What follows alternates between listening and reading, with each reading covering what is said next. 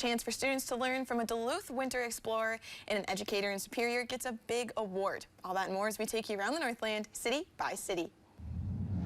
We start in Duluth, where Youth in Action's Make a Difference conference will be held on November 9th at the DECC. This year's keynote speaker is Emily Ford, a Duluth-based winter adventurer and hiker. She was the first woman to through hike Wisconsin's 1,200-mile Ice Age trail in the winter. Ford also skied across the Boundary Waters with her sled dog and is passionate about helping marginalized people experience the outdoors in a safe and healthy way.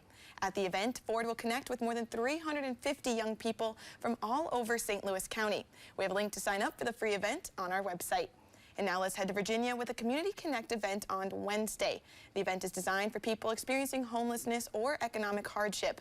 It brings together a variety of agencies and nonprofits to provide free services and connect them with resources in the community. This week's event is from 10 a.m. to 2 p.m. at the Iron Trail Motors Event Center. Free rides are available. And we wrap up in Superior, where a director with the school district has earned a prestigious award.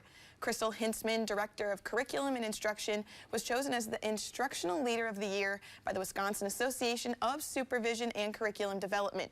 Hintzman has served in a variety of roles at the Superior School District for nearly 30 years. Hintzman formally received her award 2 weeks ago. And as always, if there's something going on in your neighborhood that you think we should know about, send us an email and it might be featured as we take you around the Northland, city by city.